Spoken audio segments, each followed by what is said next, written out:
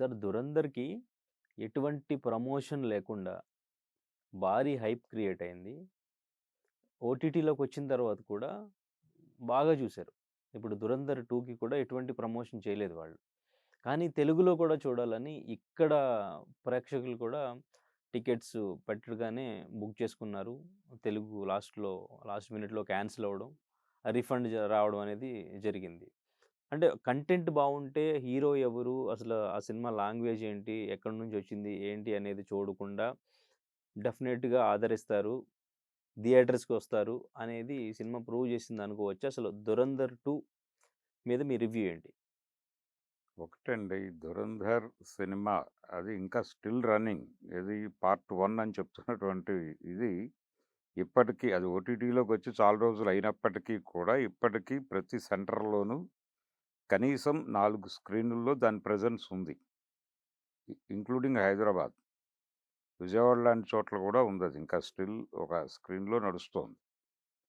ఇది ఓటీటీలోకొచ్చింది. సీక్వెల్ వచ్చేసిన తర్వాత కూడా. కాబట్టి సీక్వెల్ చూసిన వాళ్ళు మళ్ళీ ఒకసారి రిఫరెన్స్ కావాలంటే దానికెళ్ళటానికి అవకాశం ఉంది ఇప్పుడు. ఎందుకు నడుస్తోంది? ఎందుకు థియేటర్‌లో ఇంకా స్ట్రాంగ్‌గానే ఉంది సినిమా అది అంటే, టేకింగ్ అనేది ఒక మ్యాజిక్ వర్కౌట్ అయింది సినిమాలో. అది కంటెంట్‌కి సంబంధించిన మ్యాజిక్ కాదు. టేకింగ్‌కి సంబంధించిన మ్యాజిక్. స్కీమింగ్‌కి సంబంధించిన మ్యాజిక్. సినిమాని ప్రేక్షకులు ఆరాధించే లెవెల్‌కి ఎలా తీసుకెళ్ళాలి అనే దాని మీద కసరత్తు చేశాడతను 'ఆదిత్యధర్.' అందుకని సినిమా జనాలకి కనెక్ట్ అయింది. ఎమోషనలైజ్ చేసింది. అంటే వాళ్ళ జీవితాల్లో వాళ్ళు చూసినటువంటి అనేక సంఘటనల్ని, వాటి వెనకాల స్టోరీ అంటే బ్యాక్ ఎండ్ స్టోరీ అన్న టైప్‌లో సన్నివేశాలను డిజైన్ చేసుకొని, ఆ రెఫరెన్సులు దొర్లుతూ నడుస్తూ ఉంటుంది కథ. అయితే ఆయన బ్యాక్ ఎండ్ స్టోరీలుగా చెప్పినవన్నీ నిజాలు అనుకోవడానికి కూడా అవకాశం ఏం లేదు. అందులో చాలా డొల్లతనం ఉంది. అయినప్పటికీ జనాలు ట్రావెల్ అయ్యారు. అంటే జనం మెమరీస్‌లో ఏమున్నాయో దాన్ని పట్టుకొని, దాన్ని ఎంబోజ్ చేసుకుంటూ వెళ్ళాడు. అదొక ప్రక్రియ. ఇది స్క్రిప్ట్‌కు సంబంధించి ప్రక్రియ అది చేసుకున్నాడు. దాన్ని అలాగే తీసుంటే సినిమా ఆడుండేది కాదు. టేకింగ్ దగ్గరకొచ్చేసరికి దాన్ని జస్ట్ ఒక నేపథ్యంగా మార్చాడతను. అదే కీలకాంశంగా మార్చలేదు. అదొక ఎలిమెంట్. అది చెప్పడం కోసం తాను ఎంచుకున్న పద్ధతి. అది కూడా పాతదే. అది కూడా కొత్తదేం కాదు. దానికి కూడా ఒక రిఫరెన్స్ సినిమా ఉంది. ఏమిటా సినిమా? 'ద్రోహుకాల్' అని గోవింద్ నిహలాని గారు తీశారు ఎప్పుడో 20 ఏళ్ల క్రితం. ఆ సినిమా నక్సల్ నేపథ్యంలో నడుస్తుంది. అంటే ఉద్యమంలోకి పోలీసులు కొంతమందిని పంపిస్తారు. అక్కడ కథ తెలుసుకోవటానికి. అలాగే అంటే మనకి లోపలికి ఒక కెమెరా పంపించి బాడీలో ఏం జరుగుతుందో తెలుసుకోవటానికి ఈ ఎండోస్కోపీలు అవి చేసినట్టుగా వీళ్ళు కొంతమందిని అక్కడ ప్లాంట్ చేస్తారు. వాళ్ళు కొంతమందిని ఇక్కడ ప్లాంట్ చేస్తారు. ఈ ఆపరేషన్స్ ఎలా జరుగుతాయి? తెలిసిపోతే ఎలా జరుగుతుంది? ఏంటి అనేది 'ద్రోహుకాల్' అనేది కథ. అలాంటి కథే ఇది. అయితే ఇక్కడ ఉగ్రవాదం ఎంచుకున్నారు. భారత ప్రభుత్వము, పాకిస్తాన్ ప్రోత్సహిస్తున్నటువంటి ఉగ్రవాదుల శిబిరాలు. పాకిస్తాన్‌లో స్థావరాలు ఏర్పరుచుకున్నటువంటి ఉగ్రవాదుల మూలాలేమిటి అనే దాకా వెడుతూ, భారతదేశంలో పురుడు పోసుకున్నటువంటి ఒక మాఫియా, ఆ మాఫియాకి, ఉగ్రవాదానికి ఉన్నటువంటి లింకులేమిటి అనేది ఎస్టాబ్లిష్ చేసుకుంటూ, జనం మెమరీస్‌లో ఉన్నటువంటి అనేక జ్ఞాపకాలను అందులో ఇమిడ్చి టేకింగ్ దగ్గరకొచ్చేసరికి చాలా హై లెవెల్‌లోకెళ్ళాడు. అంటే తెలుగు సినిమా, లేకపోతే హిందీ సినిమా, లేకపోతే మలయాళం సినిమా ఇప్పటి వరకు ఆ రేంజ్ టేకింగ్‌కి వెళ్ళలేదు. అంటే హాలీవుడ్ వాళ్ళు వాళ్ళకున్నటువంటి మార్కెట్ అడ్వాంటేజెస్, టెక్నాలజీ రీత్యా అలా వెళ్లారు. ఇందులో ఆ ప్రయోగం చేశాడు. అంటే ప్రతి యాక్షన్ ఎపిసోడ్‌ని చాలా బిగ్ స్కేల్‌లో డిజైన్ చేశారు. అలాగే ఒక క్యారెక్టర్ మీద వెళ్ళలేదు. ఒక 7, 8 క్యారెక్టర్స్‌ని అలా హుక్ చేసి, వాటి మీద విపరీతంగా డీటెయిల్స్ వర్కౌట్ చేశారు. దాంతో ఏమైంది? ఆ క్యారెక్టర్‌లు రూటెడ్‌గా తయారవ్వటం మాత్రమే కాకుండా, ఆడియన్స్‌కి విపరీతంగా రిజిస్టర్ అయ్యేలాగా తయారైనాయి. అందుకని ఆ సినిమా చూస్తున్న ప్రేక్షకులు ఆ క్యారెక్టర్‌లతో ట్రావెల్ అవ్వగలిగారు. ఎంగేజ్ అయ్యారు. తెర మీద జరుగుతున్న సీన్‌కి రియాక్షన్స్ వస్తున్నాయి జనాల్లో నుంచి. అది రాబట్టగలగటం అనేది డైరెక్టర్ గొప్పతనం. రెండోది తను ప్రొడక్షన్‌లో కూడా ఇన్వాల్వ్ అయి ఉన్నాడు డైరెక్టర్. కాబట్టి విపరీతమైన శ్రద్ధ పెట్టాడు. అంటే థియేటర్‌లో కూర్చున్న ప్రేక్షకుడికి మనం పాత కథ చెప్పినప్పటికీ కొత్తగా ఎలా చెప్పాలి అనే దగ్గర అతను మామూలు కృషి చేయలా. మన దగ్గర చాలా సినిమాలు ఉదాహరణకు 'తండేలు' అనే సినిమా చూసాం మనం. దాన్ని ఎందుకు డైరెక్టర్ పిక్ చేసుకున్నాడు, ఎందుకు ప్రొడ్యూసర్‌లు దాని మీద డబ్బులు పెట్టడానికి సిద్ధపడ్డారు అంటే, ఇప్పుడు జాలర్లు ఇంకో చోట ఎక్కడైనా పట్టుబడి ఉంటే అంత డబ్బులు పెట్టుండేవాళ్ళు కాదు. పాకిస్తాన్‌కి దొరికారు కాబట్టి అది సెల్లింగ్ పాయింట్ అనుకున్నారు. పాకిస్తాన్ అనగానే మనకి ఇస్లామోఫోబియా ఒకటుంటుంది. దాన్ని ఇన్వాల్వ్ చేస్తూ పాకిస్తాన్ వ్యతిరేకత, ఇస్లాం ఉగ్రవాదం, దేశభక్తి వీటన్నిటిని మిక్స్ చేసి ఒక ఎమోషన్ రైజ్ చేయొచ్చు అనుకుని మొదలుపెట్టారది. దాని మీద పూర్తిగా డిపెండ్ అయిపోయారు. డిపెండ్ అయిపోవడంతో జనాలకు బోరింగ్‌గా అనిపించింది. రిపీటెడ్‌గా అనిపించింది. ఇక్కడేం జరిగిందంటే 'ఆదిత్య ధర్' ఈ ఎలిమెంట్స్ అన్నిటిని టోటల్‌గా బ్యాక్‌గ్రౌండ్‌లోకి పంపించేసాడు. దాన్నెక్కడా కూడా బయటకు తీసుకొచ్చి మాట్లాడించే ప్రయత్నం చేయలా. అవి అంతర్లీనంగా నడుస్తాయి. మీకు తెర మీద బీభత్సమైనటువంటి సన్నివేశాలు వెళ్ళిపోతూ ఉంటాయి. దాంతో జనాల మెమరీలో అప్పుడప్పుడు అది తళుక్కున మెరుస్తుంది గానీ, అది రిపీటెడ్‌గా చెప్తున్నట్టు ఉండదు. అది ఆ సినిమా జనాలకి కనెక్ట్ కావడానికి కారణం. కంటెంట్ డొల్లతనమే. కానీ మేకింగ్ సైడ్ చాలా అద్భుతం అది.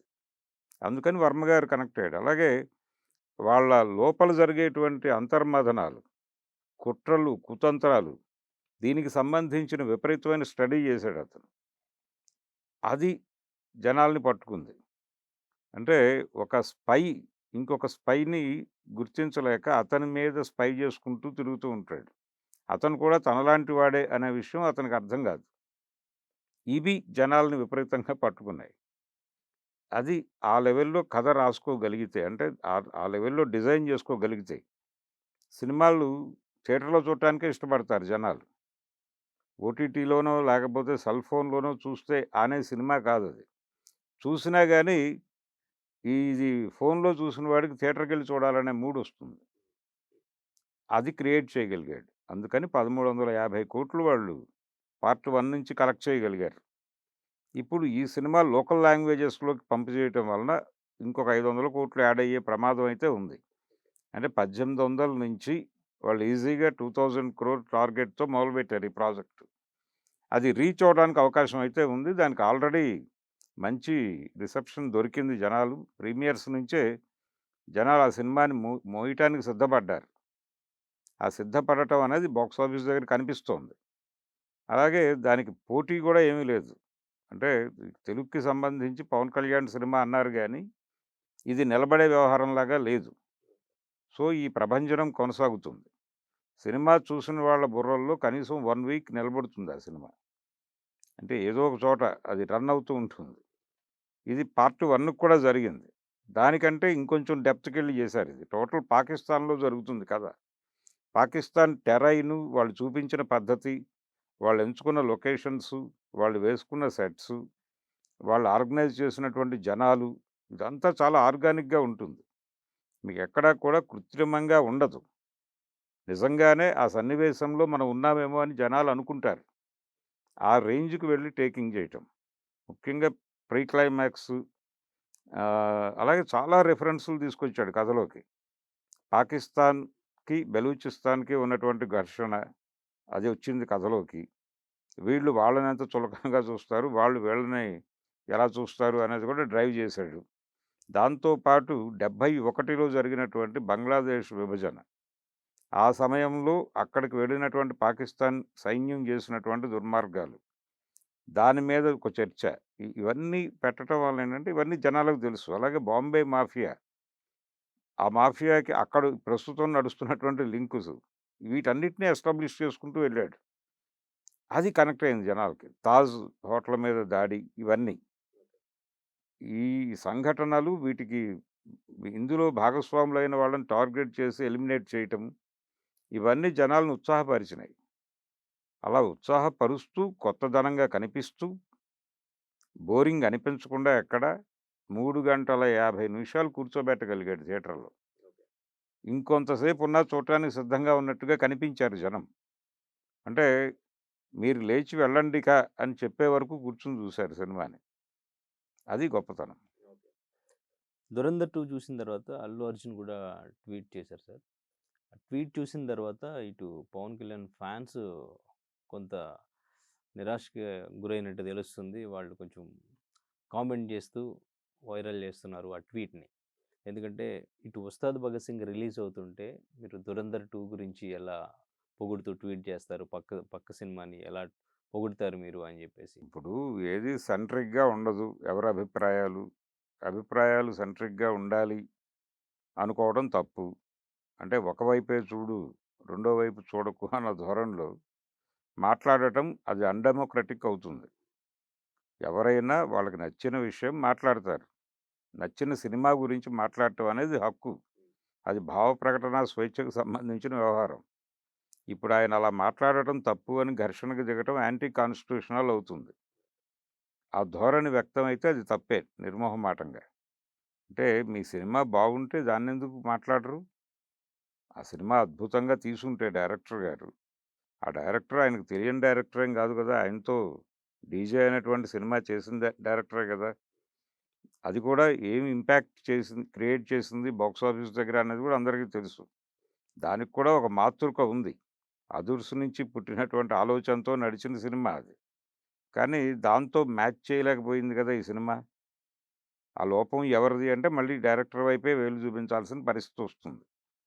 సో, ఒక రకంగా అల్లు అర్జున్ తనకనిపించిన విషయం చెప్పాడు. రెండోది తనున్న మార్కెట్‌లో ఉంది ఆ సినిమా. తను ఎక్కడ లొకేట్ అయి ఉన్నాడో అక్కడ ఆ మార్కెట్‌ని టార్గెట్ చేసిన సినిమా అది. అందుకని దాని గురించి మాట్లాడటం అనేది అతని ప్రోగ్రామ్. అతను అబ్జర్వ్ చేస్తాడు ఆ ఏరియాలో. ఏ కంటెంట్ పాస్ అవుతుంది, ఏది జనం చూస్తున్నారనేది అబ్జర్వ్ చేయాలి గదా! హీరోలు కూడా. రెండోది ఆ డైరెక్టర్‌తో రేపు ఇంకో ప్రాజెక్ట్ ఏదైనా డిజైన్ జేసుకోవచ్చు వీళ్ళు. అందుకని అది వ్యాపారము, ఇతర అంశాలు ముడిపడి నడుస్తుందది. దాన్ని పట్టుకొచ్చి మీరు కుటుంబ వ్యవహారంగా మార్చి ఇలా ఎందుకు మాట్లాడావు అనటానికి మీకు ఉన్న రైట్ ఏంటి? మీకు సంబంధం లేని వ్యవహారం అది. ఇప్పుడు పరిస్థితి ఎలా జారిందంటే ఎవరైనా ఏ సందర్భంలోనైనా పొరపాటున ఏ సోషల్ మీడియా ప్లాట్‌ఫామ్‌లోనో ఎవరినో అన్‌ఫాలో చేసినా గాని అది ఇష్యూగా మారుస్తున్నారు. ఇది తప్పు. ఇది పర్సనల్ ప్రైవసీ జోలికెళ్ళి వాళ్ళని ఇబ్బంది పెట్టడం. ఇలాంటివి చేసేటప్పుడు కొంచెం కాన్స్టిట్యూషనల్ జ్ఞానం ఉండాలి. ఎవరైనా సరే భార్య ప్రైవసీ జోలికి భర్త వెళ్ళినా యాంటీ కాన్స్టిట్యూషనలే. కాబట్టి ఇది నిరంతరం హీరోలు వాళ్ళకి చెప్పాలంటే భక్తులుగా మారిపోయిన తర్వాత ఈ భక్తులకి విచక్షణ ఉండదు. అంటే ఒక పాత సెయింగ్ ఉంది. మతం అనేది ఒక రకంగా అదొక ఒక పిచ్చిగా మారుతుంది అనుకున్నప్పుడు, పక్కదాన్ని యాక్సెప్ట్ చేయకపోవడమే పిచ్చి. డెమోక్రటిక్‌గా ఉండకపోవడమే పిచ్చి. కాబట్టి దానిలో ఆ ఉన్మాద స్థితి నుంచి బయటకు రావాలాళ్ళు. వస్తే ప్రపంచం కనిపిస్తుంది వాళ్ళకి. వాళ్ళ సినిమా కూడా వాళ్ళకి అర్థమవుతుంది. అందుకని ఖచ్చితంగా అతను 'పవన్ కళ్యాణ్' సినిమా గురించి మాట్లాడలేదు అని అనండి తప్పులేదు. కానీ ఆ సినిమాని బాగుంది అనటం దాన్ని పట్టుకొచ్చి దీంతో పోల్చి మాట్లాడకూడదు. సో, ఫైనల్లీ 'ధురంధర్ 2' ప్రభంజనాన్ని ఎవరు ఆపలేరంటారైతే.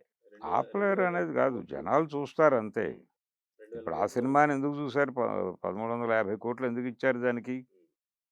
ఇచ్చారంతే. సినిమా బాగుంటే ఇస్తారు. 'పుష్ప 2'కి ఇచ్చారు గదా! 'బాహుబలి 2'కి ఇచ్చారు గదా! అలాగే ఇస్తారు అంతే. ఓకే. 2,000,00,00,000 వరకు వెళ్తుందంటారా సార్ అయితే? వెళ్ళే అవకాశం ఉంది. ఎందుకంటే లోకల్ మార్కెట్‌లను కూడా వాళ్ళు టార్గెట్ చేశారు ఈసారి. లాస్ట్ టైమ్ చేయలా. సో, ఇది అడ్వాంటేజ్‌గా మారుతుంది. సో, ఈ మూవీకి మీ రేటింగ్ ఎంత ఔట్ ఆఫ్ 5? 2.5 అండి. 2.5. Okay. Right sir. Thank you. Thank you.